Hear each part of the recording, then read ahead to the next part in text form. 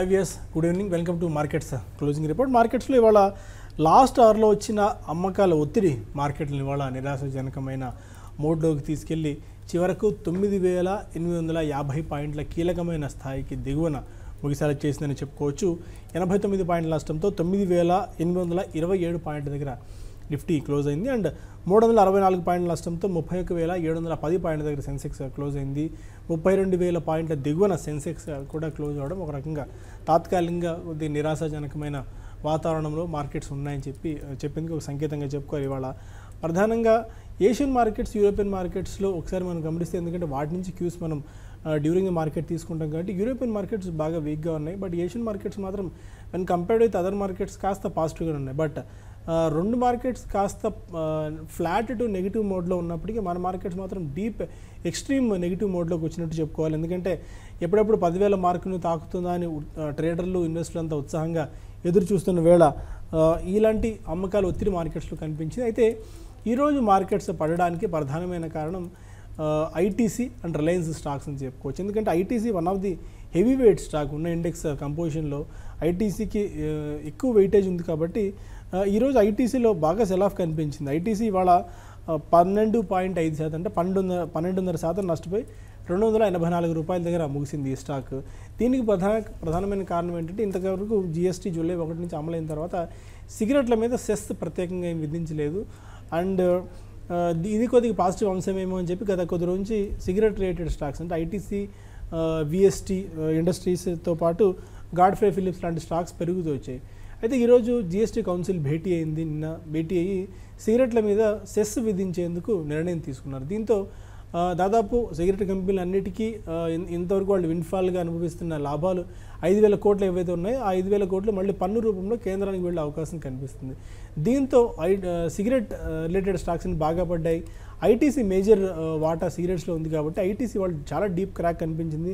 12.5% నష్టపోవడం చూస్తున్నాం. వీటితోటి విఎస్టీ ఇండస్ట్రీస్ కూడా one of the cigarette manufacturer కాబట్టి ఈ స్టాక్లో కూడా 7% సెల్ ఆఫ్ కనిపించింది. గాడ్ఫ్రే ఫిలిప్స్ కూడా 5.5% దాకా ఇవాళ నష్టపోయింది. ఓన్లీ బికాజ్ ఐటీసీలో ఇవాళ సెల్ ఆఫ్ రావడం వల్ల మార్కెట్స్లో ఎంత డీప్ క్రాక్, ఇంత పతనం వచ్చిందని అనుకోవచ్చు మనం. దీనితో రిలయన్స్ కూడా కొద్దిగా నెగిటివ్ రోల్ ప్లే చేసింది. ఇవాళ వరుసగా 6 సెషన్లుగా 7 సెషన్లుగా లాభాల్లో ఉన్న స్టాక్ ఎట్టకేలకు బ్రేక్ పడింది. ఈ స్టాక్ కూడా ఆల్మోస్ట్ మనకి 2.05% నష్టపోయిన నేపథ్యంలో ఇది కూడా one of the heavy weight stock కాబట్టి ఈ రెండు స్టాక్స్ ఇండెక్స్ మీద నెగిటివ్ ఇంపాక్ట్ చూపించి markets when compared with other Asian markets, European మార్కెట్స్తో పోలిస్తే అదే రేంజ్లో ఉండాల్సిన మార్కెట్లను మరింత ఇవాళ నష్టపోయేలా చేశాయని చెప్పుకోవాలి. వాళ్ళకి ట్రెండ్ అయితే ఇది. అండ్ ఇవాళ FMCG, PSU banks, financial services, metal, reality రంగ షేర్లలో అమ్మకాల ఒత్తిడి బాగా ఎక్కువగా కనిపించింది. ఐటీ, ఫార్మా మాత్రం కొద్ది గొప్ప గెయిన్స్ ఇవాళ మనం రావడం చూస్తున్నాం. ఇవాళ 52 వారాల గరిష్ట స్థాయిని టచ్ చేసిన స్టాక్స్ దాదాపు 47 దాకా ఉన్నాయి. వాటిల్లో ఏసీసీ డీసెంట్ సెట్ ఆఫ్ రిజల్ట్స్ని పోస్ట్ చేసింది. అదానీ ఒకటి, Adani enterprise, Adani SEZ and Ashok Leyland, Airtel, Biocon, Hindalco, ICICI bank, కేఆర్బిఎల్తో పాటు ఎల్టీ ఫుడ్స్ లాంటి స్టాక్స్ కూడా పెరిగాయి. వాటికి సంబంధించిన డిస్కషన్ మరికొద్దిసేపట్లో చూద్దాం. మారుతి, పవర్ గ్రిడ్, క్వెస్కార్ప్, టాటా ఇన్వెస్ట్మెంట్ అండ్ టాటా స్టీల్ లాంటి స్టాక్స్ అన్నీ ఇవాళ 52 వారాల గరిష్ట స్థాయిని టచ్ చేసిన స్టాక్స్ లిస్టులో కనిపిస్తున్నాయి. ఇవాళ సిగరెట్ రిలేటెడ్ స్టాక్స్ నెగిటివ్గా పర్ఫామ్ చేస్తే బాస్మతి రైస్ ఎక్స్పోర్ట్ చేసే స్టాక్స్లో మాత్రం మంచి బయింగ్ కనిపించింది.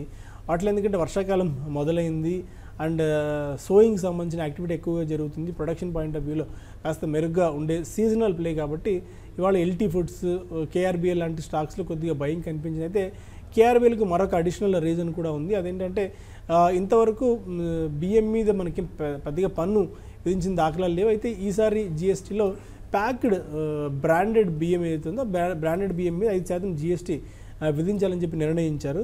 అయితే మిగిలిన ఫుడ్స్ అన్నిటితో పాటు మిగిలిన కంపెనీలు అన్నిటితో పాటు మనకి కేఆర్బిఎల్కి ఇండియా గేట్ అన్న బాస్మతి రైస్ ఎక్స్పోర్ట్ చేసే ఇండియా గేట్ పేరుతో, బ్రాండ్ పేరుతో బాస్మతి ఎక్స్పోర్ట్ చేస్తుంది. అయితే వాళ్ళకి కాపీరైట్కి ట్రేడ్ మార్క్ సంబంధించిన ఇష్యూలో ఒకటి గొడవ నడుస్తుంది. దాంతో వాళ్ళకి బ్రాండ్ రికగ్నిషన్ అయితే లేదు. అంటే వాళ్ళకున్న ట్రేడ్ మార్క్ ఇప్పటిదాకా రిజిస్టర్ కాలేదు.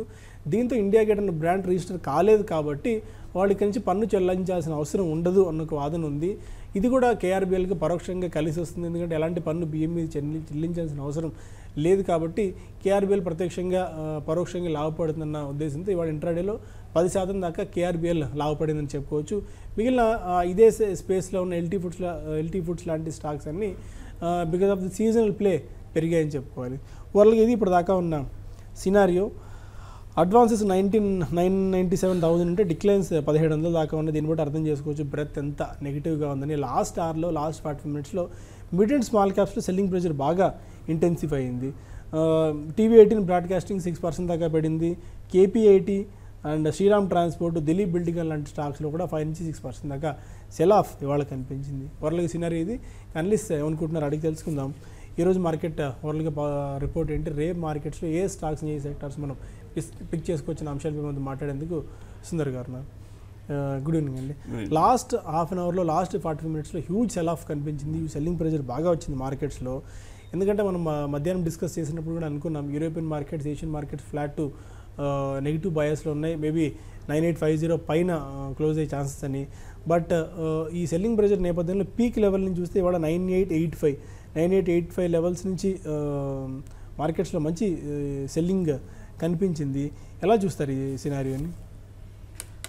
ఇవాళ మార్కెట్ ఓపెనింగ్లోనే 60-70 పాయింట్లు మైనస్ తోటి ఓపెన్ అవ్వడం మనం చూసాము. ఆ తర్వాత మార్కెట్ ఇంచుమించు 9800 స్థాయి దాకా వెళ్ళి రికవర్ అయింది. రికవర్ అయిన తర్వాత మార్కెట్ ఏమైనా కొంచెం స్థిరంగా హయ్యర్ లెవెల్లో క్లోజ్ అవుతుందేమో అనుకుంటున్న సమయంలో లాస్ట్ హాఫ్ అన్ అవర్లో మళ్ళీ కరెక్షన్ బిగినైంది. ఇంచుమించు డే లో దగ్గర క్లోజ్ అయింది. టెక్నికల్గా చూస్తే కనుక ఇది ఒక రియాక్షన్ అనుకోవచ్చు. టెక్నికల్గా చూస్తే కనుక ఇది ఒక మైనర్ కరెక్షన్ అనుకోవచ్చు.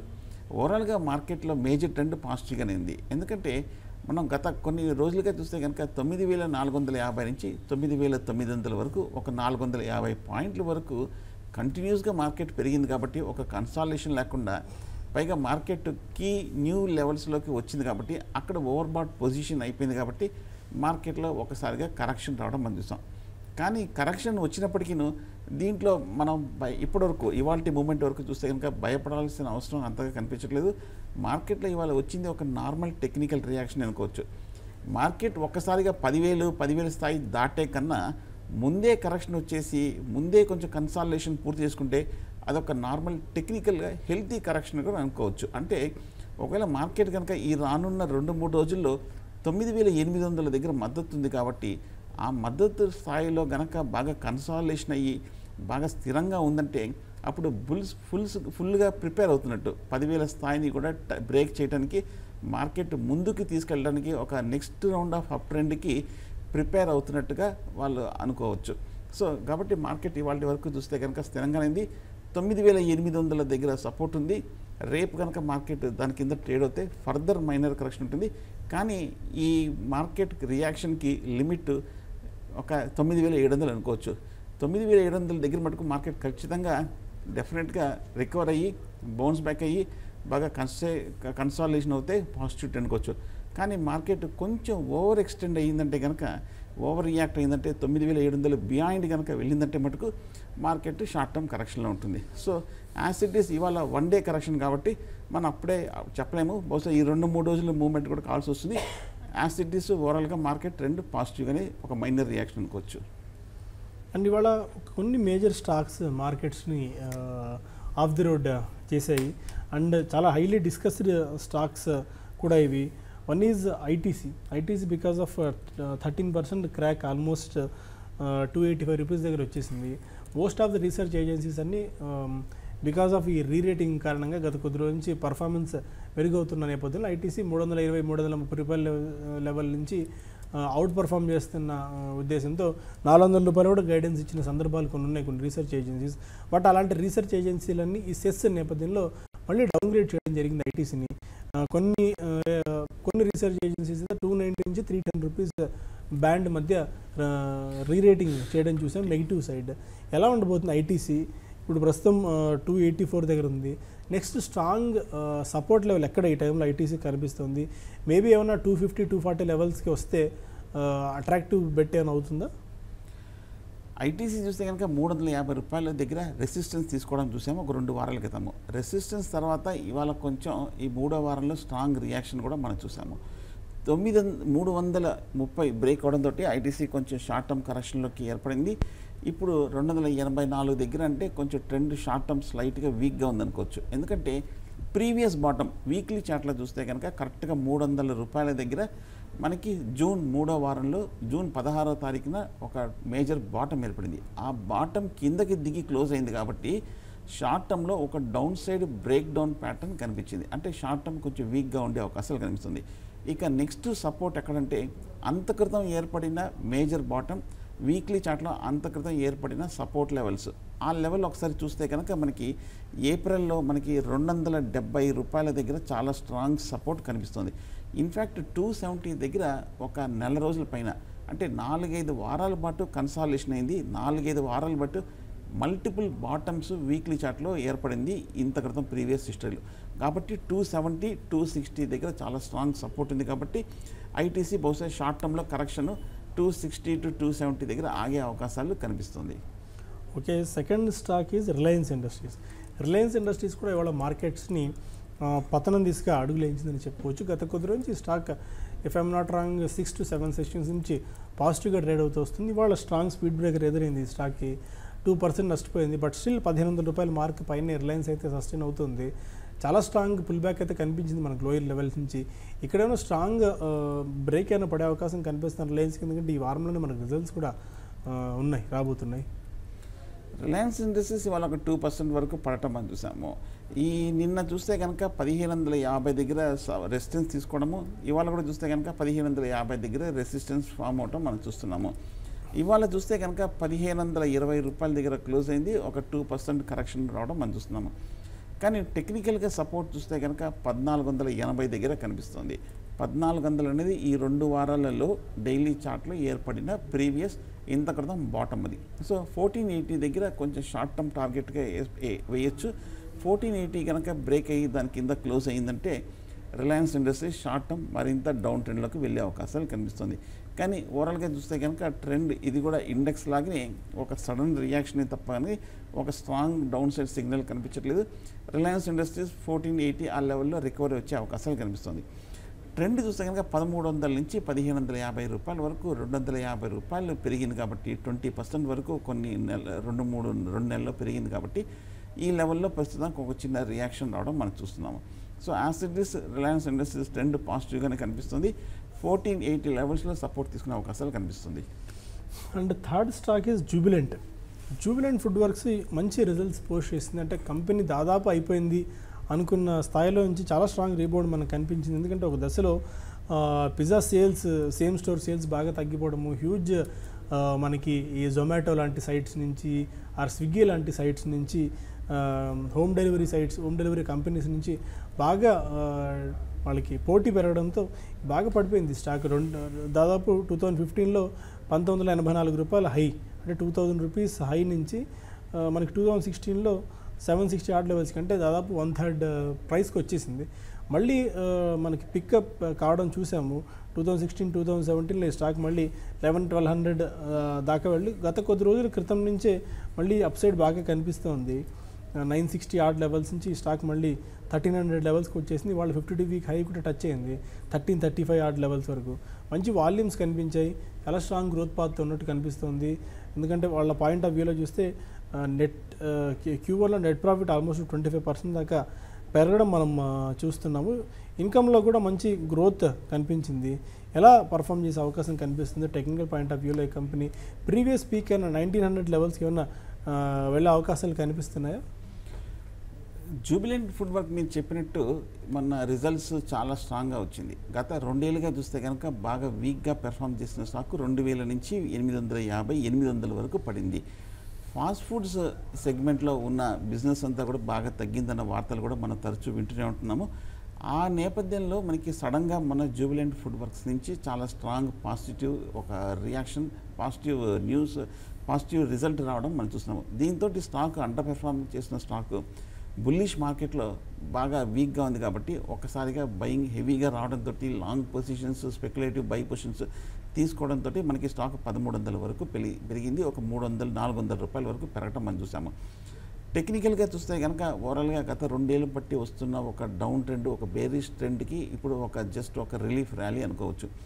ఫండమెంటల్గా చూస్తే కనుక మొన్న Q1 రిజల్ట్స్ నిన్న స్ట్రాంగ్గా వచ్చినప్పటికీను వాల్యుయేషన్ చూస్తే కనుక ఇంకా ఎక్స్పెన్సివ్గానే కనిపిస్తుంది. అట్లీస్ట్ కొంతకాలం స్టెబిలైజింగ్, కొంచెం పాజిటివ్ ఫ్లో అనేది, న్యూస్ ఫ్లో అనేది వస్తూ ఉండాలి. వస్తుంటేనే అప్పుడు స్టాక్ ప్రైస్ కొంచెం ఫర్దర్గా పెరుగుతుంది. బట్ యాసిటీస్ చూస్తే కనుక జస్ట్ ఒక రిలీఫ్ ర్యాలీ అనుకోవచ్చు, పెద్ద మార్పు కనిపించట్లేదు.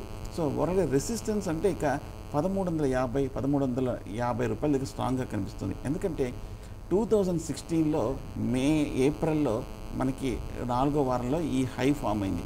సో ఈ 2 ఏళ్ళు బట్టి చూస్తే కనుక 1350 దగ్గర మేజర్ హై ఉంది. అంటే ఇంకొక 20-30 రూపీస్ వరకు టార్గెట్ ఉందనిపిస్తుంది.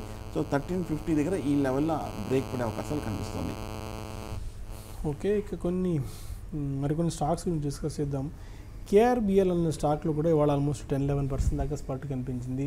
438 రూపీస్ దగ్గర స్టాక్ క్లోజ్ అయింది. 10-11% గెయిన్స్. బికాజ్ ఇంతకుముందు చెప్పినట్టు వాళ్ళకి GST ఇంపాక్ట్ ఒకటి ప్లస్ వర్షాకాలం సీజనల్ ప్లే నేపథ్యంలో కూడా KRBLలో కొద్దిగా జంప్ రావడం చూస్తున్నాం. ఇండియా గేట్ లాంటి కంపెనీ, ఇండియా గేట్ లాంటి బ్రాండ్స్ని కంపెనీ ప్రమోట్ చేసింది KRBL. వీటితో పాటు LT ఫుడ్స్ లాంటి, అంటే దావత్ బ్రాండ్ని ప్రమోట్ చేస్తున్నారు. దావత్ బ్రాండ్ని కలిగి ఉన్న LT ఫుడ్స్ లాంటి స్టాక్స్లో కూడా కొద్దిగా బయింగ్ కనిపించింది. వాళ్ళ బాస్మతి రైస్ ఎక్స్పోర్టింగ్ కంపెనీస్లో. ఎలా చూస్తారు KRBL అండ్ L&T? స్టిల్ ఇంకా అప్సైడ్ ఎంతవరకు ఉండొచ్చు ఈ స్టాక్లో? మేబీ ఫ్రెష్ ఎంట్రీ రిస్కీ అవుతుందా ఈ పాయింట్ ఆఫ్ టైంలో? KRBL చూస్తే కనుక గత 2-3 ఏళ్ళుగా బాగా స్ట్రాంగ్ అప్ ట్రెండ్లో చూస్తున్నాం. ఇన్ఫ్యాక్ట్ 2013లోనే ఈ స్టాక్ చూస్తే కనుక బిలో 20-30 రూపీస్ నుంచి 450 రూపాయల వరకు ఒక మేజర్ అప్ ట్రెండ్లోకి వెళ్ళటం వచ్చాం. ఇవాళ ఈ మధ్య చూస్తే కనుక ఫుడ్ ప్రాసెసింగ్ కంపెనీస్ అన్ని కూడా బాగా చేస్తున్నాయి. అందులో KRBL కూడా చూస్తే కనుక ఫండమెంటల్గా చాలా స్ట్రాంగ్ కంపెనీ అనుకోవచ్చు. సో మొన్న రిజల్ట్స్ కూడా బాగా రావడం మంచిస్తాం. ఈ మధ్య లాస్ట్ 2 క్వార్టర్లో రిజల్ట్స్ కూడా బాగానే రావడం కూడా మంచిస్తాం. స్టాక్ చూస్తే కనుక మొన్నటి వరకు అండర్ వాల్యూడ్గా ఉన్న స్టాక్ ఇప్పుడు కొంచెం రీజనబుల్గా ప్రైస్ అనిపిస్తుంది. ఈ మధ్య చూస్తే కనుక స్టాక్ 450 నుంచి 380 రూపాయల వరకు రావడం మనం చూస్తున్నాము. ప్రైస్ చూస్తే కనుక ఫండమెంటల్గా చూస్తే కనుక ఈ లెవెల్లో వాల్యుయేషన్స్ ఇంకా పాజిటివ్గానే కనిపిస్తుంది. పెద్ద ఎక్స్పెన్సివ్గా కనిపించట్లేదు. అవుట్లుక్ కూడా బాగా ఉంది కాబట్టి KRBLకి ఇంకా గ్రోత్ పొటెన్షియల్ లాంగ్ టర్మ్లో ఉంది. కానీ టెక్నికల్గా చూస్తే కనుక మనకి లాస్ట్ 2 ఇయర్స్గా బాగా పెరిగింది కాబట్టి కొంచెం కన్సాలిడేషన్ తర్వాత తీసుకుంటే మంచిది. బట్ కానీ షార్ట్ టర్మ్ కోసం కాకుండా లాంగ్ టర్మ్ కోసం అయితే KRBLలో ఇంకా వాల్యూ ఉంది. సో చిన్న చిన్న కరెక్షన్స్ పట్టించుకోకుండా, షార్ట్ టర్మ్ రియాక్షన్స్కి పట్టించుకోకుండా ఉంటే లాంగ్ టర్మ్ కోసం KRBLని కొనచ్చు. ఓకే, అండ్ ఎనీ స్టాక్స్ మీరు ట్రాక్ చేసినవి ఈరోజు అప్ సైడ్ కానీ ఏదైనా డౌన్ సైడ్ కానీ బ్రేక్అవుట్ వచ్చిన స్టాక్స్ ఐడెంటిఫై చేశారా? ఇన్ఫ్యాక్ట్ ఇవాళ